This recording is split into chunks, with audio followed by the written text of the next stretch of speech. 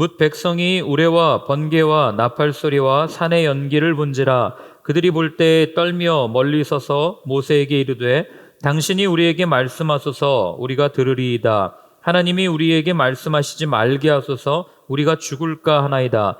모세가 백성에게 이르되 두려워하지 말라. 하나님이 임하심은 너희를 시험하고 너희로 경외하여 범죄하지 않게 하려 하심이니라. 백성은 멀리 서 있고 모세는 하나님이 계신 흑암으로 가까이 가니라. 여호와께서 모세에게 이르시되 너는 이스라엘 자손에게 이같이 이르라. 내가 하늘로부터 너희에게 말하는 것을 너희 스스로 보았으니 너희는 나를 비겨서 은으로나 금으로나 너희를 위하여 신상을 만들지 말고 내게 토단을 쌓고 그 위에 내 양과 서로 내 번제와 화목제를 드리라. 내가 내 이름을 기념하게 하는 모든 곳에서 내게 임하여 복을 주리라. 내가 내게 돌로 제단을 쌓거든 다듬은 돌로 쌓지 말라. 내가 정으로 그것을 쪼면 부정하게 함이니라. 너는 층계로 내 제단에 오르지 말라. 내 하체가 그 위에서 드러날까 함이니라.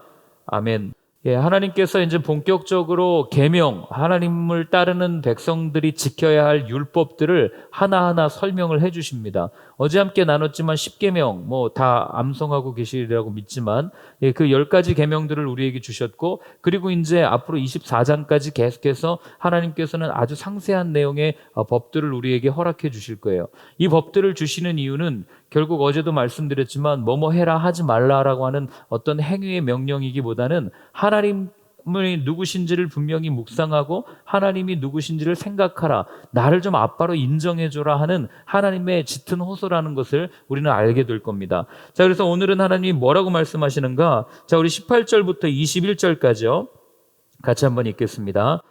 뭇 백성이 우레와 번개와 나팔 소리와 산의 연기를 본지라. 그들이 볼 때 떨며 멀리 서서 모세에게 이르되 당신이 우리에게 말씀하소서 우리가 들으리이다. 하나님이 우리에게 말씀하시지 말게 하소서 우리가 죽을까 하나이다. 모세가 백성에게 이르되 두려워하지 말라. 하나님이 임하심은 너희를 시험하고 너희로 경외하여 범죄하지 않게 하려 하심이니라. 백성은 멀리 서 있고 모세는 하나님이 계신 흑암으로 가까이 가니라. 아멘. 하나님의 임재가 임하니까 모든 사람들이 두려워하는 거예요. 번개가 치는 그 모습, 이런 걸 갖고 두려워하나라고 했지만, 여러분들 앞에 바로 눈앞에 이 짙은 구름이 있고 그 가운데서 번개와 천둥이 꽝꽝꽝 친다고 우린 저 하늘에서 멀리서 치는 것 듣고도 깜짝깜짝 놀랐는데 그 앞에서 바로 친다고 생각해 보십시오. 얼마나 두렵겠어요. 더군다나 하나님이, 그 하나님께서 직접 나타나셔서 그렇게 너무너무 두려우니까 모세한테 뭐라고 요청하냐면, 이제 당신이 하나님이랑 이야기하고 우리는 당신이 하는 이야기를 좀 듣겠습니다라고 하는 이스라엘 백성의 또 다른 좀 그런 모습들이 나타나는 거죠. 힘든 건 네가 해라. 우린 좀 편하게 하나님의 말씀을 듣겠습니다. 이렇게 이야기를 하는 거죠. 그런데 제가 하나님이었으면 참 쌤통이다. 너네들 나 무시했지? 너네 한번 두려워 벌벌 떨어봐라. 이렇게 이야기했을지도 모르겠어요. 이것들이 나를 무시를 해도 유분수지. 너네 아주 그냥 오늘 죽었어. 고막 찢어질 줄 알아. 이러면서 막 겁줬을지도 모르겠어요. 근데 하나님이 그렇게 하시지 않고 오늘 어떻게 하십니까? 하나님께서 왜 이렇게 두려움 가운데 이들에게 임재하셨는지를 분명하게 우리한테 설명을 해줍니다. 자, 거기 보시면은요, 오늘 우리가 읽은 18절부터 21절의 내용인데, 하나님께서 임재하신 목적이 20절에 모세를 통해서 분명하게 말씀해 주세요. 뭐라고 이야기합니까? 시험하고 경외하여 범죄하지 않게 하기 위해서 하나님께서 이들 가운데 이렇게 임하셨다라고 이야기합니다. 여러분, 여기 시험하다라는 단어는 나사라는 단어예요. 나사. 근데 이 나사라는 단어가 하나님께 사용될 때는 용례가 한 가지가 꼭 이렇게 첨가가 됩니다. 그게 뭐냐면, 이 단어가 사람한테 사용될 때는 냄새를 맡다 또는 무언가의 주의를 깊게 기울이다 이런 뜻이지만, 하나님께 사용될 때는 어떤 의미를 가지고 있냐면, 하나님께서 대면하고 있는 어떤 사람의 무언가를 성장시킬 때, 하나님께서 누군가에게 다가가서 그의 냄새를 맡고 그의 모습을 보면서 그의 모습을 이렇게 성장시켜 줄 때 썼던 단어가 바로 나사라고 하는 단어예요. 나사. 자, 그러니까 하나님께서 오신 목적은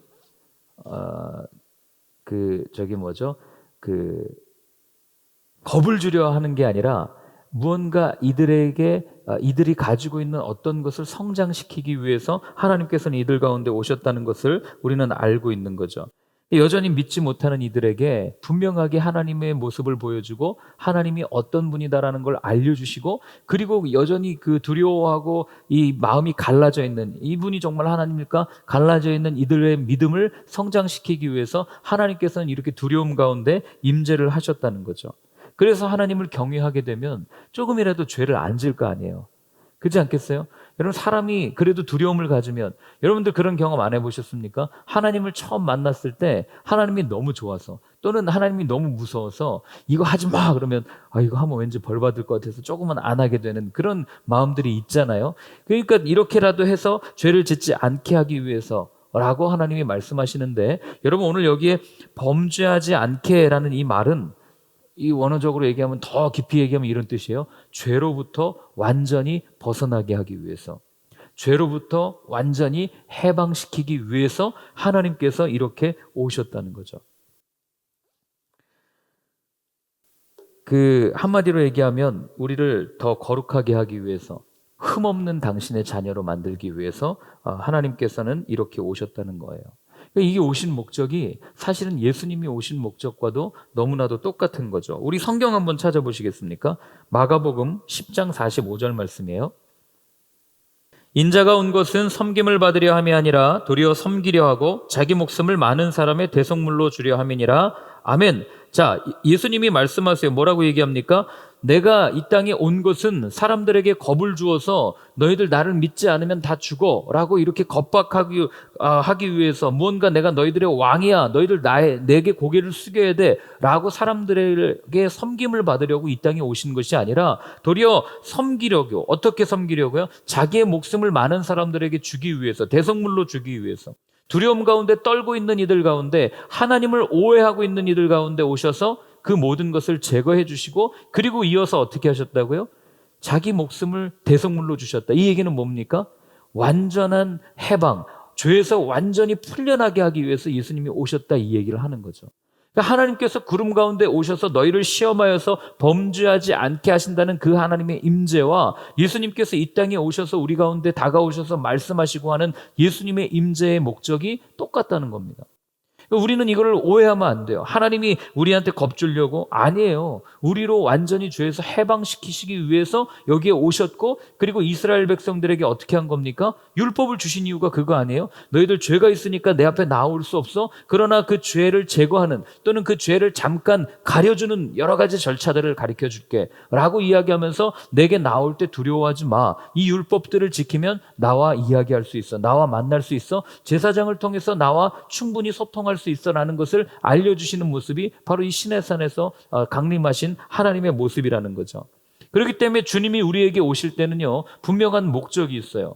주님이 우리 가운데 찾아오실 때 문 밖에 서서 두드린다고 그러지 않습니까? 주님이 우리의 마음의 문을 두드리시는 분명한 이유는 무엇입니까? 범죄하지 않게 하기 위해서, 즉 죄로부터 완전히 해방시키기 위해서, 죄로부터 풀려나게 하기 위해서 우리 가운데 찾아오신다는 거예요.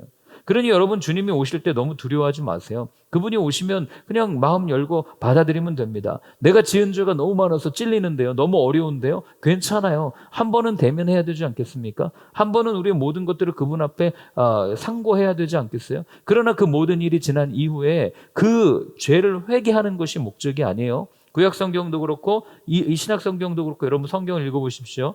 하나님이 죄를 뭐라고 하시는 이유는 그 죄 가운데 이들을 사망으로 끌고 가기 위한 게 목적이 아니라는 거예요. 죄를 분명하게 알려주고 하나님 앞에 돌아오게 해서 영원한 생명을 누리게 하는 것이 하나님의 모습이란 말이죠.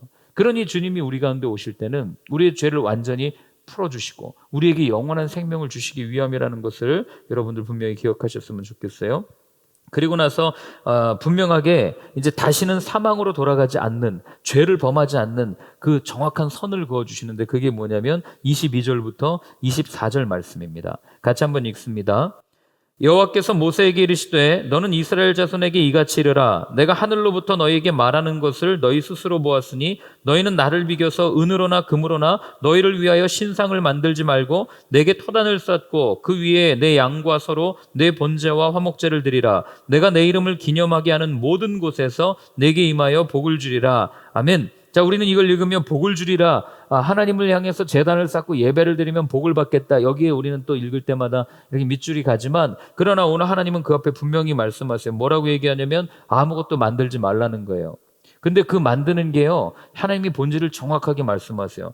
은으로나 금으로나 신상을 만들지 말고, 이랬으면은 그냥 그래, 하나님은 우상을 싫어하시는구나 라고 생각할 수 있지만 그 앞에 분명히 붙이죠. 너를 위한, 보이십니까? 너희를 위하여. 그러니까 우상은요, 여러분, 우상의 본질은 결국 나를 위하는 것이라는 걸 잊으면 안 되는 거예요.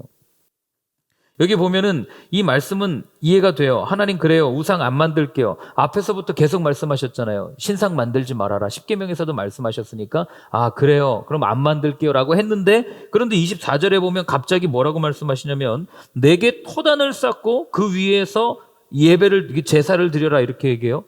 갑자기 토단, 이 흙단이거든요. 흙으로 만든 단. 이게 왜 나올까요? 여러분 생각해 보신 적 있으세요? 아니, 단을 만들려면 얘네들 청동기였으면 노수로 만들든지, 아니면은 철로 만들든지, 아니면 최소한 나무로 좀 윤곽 이건 딱 잡고 만들어야 무너지지 않을 거예요. 근데 왜 흙으로 만들라고 이야기할까? 여러분, 하나님이 흙으로 이 제단을 만들라고 하신 데는 분명한 목적과 이유가 있습니다. 왜 그러냐면, 여러분, 제가 아까 말씀드렸던 철이나 이렇게 노시나 아니면 이런 걸로 만든 제단은 아주 튼실해요. 아주 오래 갑니다. 그런데 흙으로 만든 제단은요, 비만 오면 다 무너져요. 바람이 조금 심하게 불면 다 흩어져 버립니다. 하나님은 왜 이런 것 가운데 흙으로 이걸 만들라고 이야기할까? 그게 앞에서 십계명에서 말씀하셨던 우상과 관련이 있어요. 당시에 가나안 땅에 있던 많은 사람들은 그들이 섬기는 신을 섬기기 위해서 철로 만든 아주 단단한 제단을 가지고 있었어요. 어떤 부를 때도 녹지 않는 그런 단단한 제단이었습니다. 돌로 만든 제단이었겠죠. 그런데 이들의 제단은 흙으로 만든 제단이에요. 왜 하나님은 이걸 막으셨을까? 이유는 딱 한 가지입니다. 만약에 이들이 그곳에서 예배를 드리다가, 제물을 드리다가 그 제단이 하나님보다 더 소중하게 여겨져서 이건 하나님께 드리는 제단이야, 이건 하나님께 드리는 곳이야, 이건 신성한 곳이야 라고 하는, 하나님보다 제단을 더 섬길까 하는 염려가 이 흙제단, 토단이라는 말에 숨겨져 있는 거죠. 여러분, 사람은 눈에 보이는 게 약한 거 아니에요? 그러니 이들이 이렇게 하나님이 우리 가운데 함께 하셔, 하나님께 드리는 제단이야, 이건 절대 무너지지 않아, 그러니 우리는 늘 패배하지 않고 승리할 거야 라고 말하는 이들의 그 어떤 무언가를 자꾸 끊임없이 신성시 여기려는 인간의 죄된 본성. 여러분, 이게 나중에 어떻게 이어집니까? 우리 사무엘서에서 보지 않았습니까? 법궤만 있으면 우린 이길 거야 라고 하는 그 신앙. 그리고 나중에 예수님 때는요, 예루살렘 성전이 우리 가운데 있으니까 절대 멸망하지 않을 거야, 하나님이 우리 가운데 임재하셨으니까 우리는 멸망하지 않아 라고 하는 이 잘못된 생각. 그러니 여러분, 우리가 삶의 예배를 드린다고 말하잖아요. 우리가 매일매일 예배의 단을 각자의 삶의 자리에서 쌓고 있을 거예요. 그러나 그 예배의 단이 어쩌면 철로 만든, 아니면 나무로 만든, 아니면 돌로 만든 나만의 견고한 것이 있어서 그게 너무 소중해서 하나님 자체를 잊어버리고 살 때가 얼마나 많은지 모른다는 거예요. 나는 하나님을 만난 경험이 있으니까 나는 천국 갈 거야, 나는 하나님과 함께 했던 이런 일들이 있으니까 나는 구원받은 거야. 아니요, 바울은 날마다 그걸 점검하고 돌아보라고 이야기합니다. 이유는 딱 하나죠. 여러분, 우리는 매일매일 토단을 쌓아야 되는 존재예요. 매일매일 단이 무너질까? 단이 설마 이렇게 없어지지는 않았을까? 돌아봐야 되는 존재라고요. 그 말은 매일매일 우리의 삶의 예배, 우리의 삶을 하나님과의 관계 속에서 관리하고, 또 하나님, 이게 보수할 것은 없는지 늘 하나님을 중심으로 살아가야 되는. 한번 생각해 보세요. 흙으로 만들어서 단을 쌓았는데 이게 다음날 또 그 비가 온 다음날이면 어떻게 예배를 드리지, 어떻게 제사를 드리지, 이거 어디를 보수해야 되지, 여기가 좀 무너졌구나 하고 또 다져서 단을 또 새로 쌓을 거 아니에요. 이게 하나님이 우리에게 요구하시는 거예요. 이게 날마다 새롭게 우리에게 임하시는, 아침마다 새롭게 우리에게 말씀을 주시는 그 시편의 저자가 노래했던 말이 바로 이런 거죠. 그러니 여러분, 내가 기존에 했던 그런 신앙의 행태들, 행태라기보다는 형태들, 그 모습들, 그거 너무 의지하지 마세요. 제가 예전에 그랬어요. 저는 장로교회에서 자랐거든요. 그래서 통성기도 하는 게 너무 힘들었어요. 왜냐하면 어렸을 때부터 교회에서 박수치면 혼났어요. 그리고 드럼, 이건 말도 아니고 사단의 무기래요. 사단의 악기였어요. 함부로 치면 안 되는 거예요. 거기다가 신디사이즈를 막 함부로 친다? 올겐 쳐야죠. 무슨 신디사이즈를 쳐요. 뭐 이런 식으로 배우고 자랐어요. 그래서 그게 당연한 줄 알았어요. 기도할 때도 조용히 이게 거룩한 거야 이러면서 하고, 막 누가 막 소리 지르면서 하면 아우 천박하게 뭐 이러면서 혼자 그렇게 신앙생활을 했었던 적이 있습니다. 근데 여러분, 그게 옳은 모습이에요? 아니에요. 여러분, 물에 빠져 죽어가는데 하나님 살려주십시오 이렇게 기도할 사람이 어디 있어요? 물에 빠져 죽을 때는 소리치면서 살려달라고 막 어떨 때 욕도 하는 거 아닙니까? 야 거기 누가 없어 이러고 막 소리치는 거 아니에요? 근데 평안할 때는 또 이렇게 조용조용히 나긋나긋하게 또 말할 수 있는 거 아닙니까? 그러니까 우리가 어떤 것, 내가 생각하던 모든 나무로 만든 제단, 내 삶의 하나님과 관련된 모든 제단을 정형화시켜서 그게 옳다고 기준이 되는 순간, 우리는 이 이방 민족과 똑같은 하나님 아닌 그 제단을 숭배하는 우상에 빠질 수 있다는 거죠. 그걸 하나님께서 말씀하시는 거예요.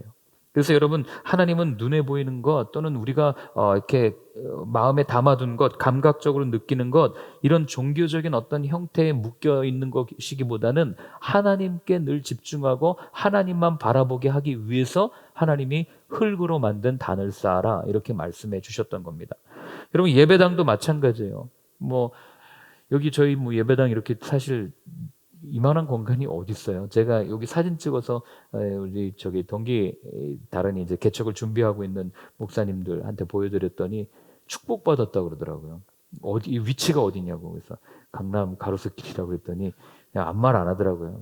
입 다물고 있으래요 그냥. 그래서 알겠다고, 힘들다고 얘기도 하지 말라고, 알겠다고 그냥 그렇게 얘기했는데 얼마나 감사합니까? 근데 가끔 그런 생각을 해요. 그래도 너무 횡하잖아요. 아무것도 없고 여기다 좀 뭘 좀 꾸며볼까? 이런 생각도 하지만 그 생각을 빨리 접었어요. 이유는 딱 한 가지입니다. 제가 저 자신을 제일 잘 알잖아요. 제가 애정을 갖고 무언가 이렇게 관심을 갖고 자꾸 시간을 쓰면 저는 그걸 자꾸 우상으로 만드는 경향이 있어요. 제 자신이. 그래서 적당히 거리를 둡니다. 뭐든. 안 그러면 그걸 더 의지하려 하고, 이게 제 속마음이기 때문에. 그걸 주님이 저에게 보게 하셨고 제가 제일 잘 알죠. 그래서 일부러 더 여기 뭐 할까요? 그러면 아무것도 안 해도 됩니다. 그냥 그렇게 말씀드리는 이유가 정말 아무것도 안 해서 그러는 게 아니고 그런 제 마음이 있기 때문에 그래요. 주님이 여기 저희가 주님을 예배하는 이 시간보다, 주님을 만나는 그 어떤 그 하나님이라고 하는 그 본질적인 그것보다 이 공간을 더 소중하게 여기면 전 분명히 하나님이 쫓아낼 거라고 믿어요. 한국 교회가 그래서 어려워지는 거 아닙니까? 하나님을 예배하는 것보다 하나님을 예배하기 위해 모인 건물이 너무 소중해가지고 거기 다 저당 잡혀가지고 어떻게 하면 더 큰 건물을 지을까? 어떻게 하면 트레이드마크로 만들어서 모든 사람들로부터 인정받는 교회가 될까? 사람한테 인정받아서 뭐 하려고 하는지 참 이해가 안 되지만 그런 일들 때문에 이렇게 된 거 아니에요? 이 모습을 여러분들이 오늘날 피부로 느끼고 눈으로 보잖아요. 그거 보시면서 한번 다짐하셨으면 좋겠어요. 나는 하나님 아닌 다른 어떤 것도 마음에 담지 않겠습니다. 이 고백을 가지고 사셨으면 좋겠습니다. 그래서 예수님께서 그 얘기를 하시는 게 그거예요. 사람들은 끊임없이 눈에 보이는 어떤 것을 잡으려고 하니까 예수님이 이렇게 말씀하세요. 예수께서 대답하여 이르시되 내가 진실로 진실로 너희에게 이르노니 너희가 나를 찾는 것은 표적을 본 까닭이 아니요 떡을 먹고 배부른 까닭이로다. 분명하게 정확하게 이야기를 해주신 겁니다. 사람들이 예수님 앞에 나와서 예수님 이것도 해주세요, 이것도 해주세요 라고 하는 그 이유가 그냥 예수님이 너무 좋아서, 예수님과 함께 말하는 게, 그냥 같이 있는 교제하는 게 너무 좋아서 그게 아니고 너희가 떡을 먹고 배부른 까닭이라. 눈에 보이는 것에 약한 인간의 본성을 예수님께서는 꿰뚫어 보신 겁니다. 여러분, 우리라고 그렇지 않겠어요? 우리도 분명히 그럴 겁니다. 우리 눈에 분명한 기적이 보이고 이적이 보이고 예전에 이제 몇 가지 기적들을 제가 말씀드렸지만, 만약에 저희가 합심해서 같이 기도하면 저희 공동체 환우분들이 굉장히 많아요. 많이 계신데 드러나진 않았지만, 그러나 저희가 함께 기도할 때 하나하나씩 병이 낫는 기적을 체험한다. 그럼 여러분 어떻게 되겠습니까? 순식간에 이 교회 가면 병이 낫는데, 그래가지고 사람들 몰려오지 않겠어요? 가만히 있어도 아마 몰려올 겁니다. 그렇게 몰려오는 게 건강한 거냐? 그렇지 않다는 거예요. 예수님께서는 우리에게 말씀하시는 건 뭐냐면 눈에 보이는 어떤 재단이라든지 눈에 보이는 하나님에 대한 기적, 현상에 주목하지 말고 지금도 우리의 마음 가운데 깊이 말씀하고 계시는 하나님의 음성을 들을 때 우리의 삶이 기적으로 바뀔 수 있다. 이거를 반복적으로 알려주시는 겁니다. 자, 이어서 25절과 26절 같이 읽습니다. 내가 내게 돌로 제단을 쌓거든 다듬은 돌로 쌓지 말라. 내가 정으로 그것을 쪼면 부정하게 함이니라. 너는 층계로 내 제단에 오르지 말라. 내 하체가 그 위에서 드러날까 함이니라. 아멘. 자, 이어서 하나님이 그 다음으로 하시는 말씀이 뭐냐면 제단을 쌓는 건 좋은데 돌로 만약에 제단을 쌓는 건 괜찮다. 흙으로 쌓는 그러니까 이게 아마 흙과 돌로 이렇게 아마 섞어서 쌓던 것 같아요. 그 이스라엘 가서 이런 걸 보면. 그런데 문제는 뭐냐면 다듬은 돌로 하지 말라는 거예요. 하나님 참 독특하지 않습니까? 아니 그럼 뾰족한 돌, 뭐 울퉁불퉁한 돌 그냥 놓고 그 참 힘들게 이렇게 참 제가 뭐라고 말하긴 좀 그렇지만 하나님이 왜 이렇게 요구하실까? 여러분 이거 생각해 보신 적 있습니까? 왜 다듬지 않은 돌로 하라고 그랬을까? 이 답이요. 유럽에 가면 답이 있어요. 여러분들 요즘에는 코로나 때문에 이렇게 많이 이제 여행도 못 가시고 하지만 다녀오신 분들 알 거예요. 유럽에 가면은 가장 사람들이 많이 몰려다니는 관광지 중에 하나가 성당이죠. 교회입니다. 얼마나 큰지 몰라요. 여러분들 제가 깜짝 놀란 게 로마에 있는 바티칸 안에 들어갔을 때 거기 있는 성 베드로 성당이라든지 시스티나 성당 이런 데 가면은 어마어마하잖아요. 그 위에 천지창조 그려진 거 보면은 경찰들이 사진도 못 찍게 하고 이렇게 하면서 얼마나 삼엄하게 얼마나 웅장합니까? 그리고 얼마나 많은 화려하게 교회를 지어놨어요. 그리고 저기 어디죠? 프랑스에 있는 얼마 전에 화재가 났던 노틀담 성당 같은 데 가면은 어마어마하잖아요. 그리고 이제 조금 있으면 또 완공된다고 하는 가우디 성당이라 바르셀로나에 있는 그런 성당들을 보면 정말 엄청나죠. 근데 여러분 잘 보세요. 여러분들이 그런 성당에 다니면서 그런 교회들 다니면서 누굴 생각하십니까? 미켈란젤로가 그린 천지창조를 보면서 누굴 생각하세요? 하나님 훌륭하시네. 하나님이 이렇게 세상을 창조하셨나? 이런 생각 누가 해요? 야, 이거 어마어마하게 그렸네. 거기 설명하는 가이드들도 뭐라고 얘기해요? 그 사람이 이렇게 누워가지고 천정벽화 그리면서 목 디스크 걸려가지고 이 노년에 고생하다가 죽었다 그런 얘기 들으면서 야, 이 화가의 열정 대단하네. 이런 생각하지 않겠습니까? 성당을 만들고 오늘날 가우디 성당 올라가서 누가 하나님 기억합니까? 가우디라고 하는 인물을 기억하지. 이게 다듬은 돌로 쌓지 말라고 하는 하나님의 말씀을 주신 그 이유가 여기 있는 거예요. 자, 무슨 얘기냐면 사람은요 언제나 하나님의 일에 자신의 열정이 들어가면 자기가 드러나기를 바라는 게 사람의 마음이고 그리고 그것이 크고 웅장하면 웅장할수록 나중에 사람들은 하나님을 기억하는 게 아니라 그걸 만든 사람을 기억한다는 거예요. 제단을 크게 만들면 오죽하면 성전의 이름을 솔로몬 성전이라고 불러요. 헤롯 대왕이 지은 헤롯 성전이라고 얘기합니까? 어떻게 성전에다가 사람의 이름을 붙일 수 있어요? 그래서 제가 깊이 고민했던 게 교회 이름 정할 때 아무것도 안 정하고 그냥 교회라고 하고 싶은 이유가 거기 있었거든요. 굳이 왜 사람의 이름을 붙일까? 아니면 그냥 다른 이름을 하지. 그러니까 사람들은 그 성전을 보면서 이 성전을 지은 분은 솔로몬 대왕이야. 다윗 왕을 통해서 지은 거야. 이런 걸 끊임없이 생각하니 여전히 다윗을 기다리는 거고 여전히 솔로몬을 회자하는 거 아니겠어요? 그러나 우리는 그 성전을 짓게 하신 하나님을 바라봐야 되는데.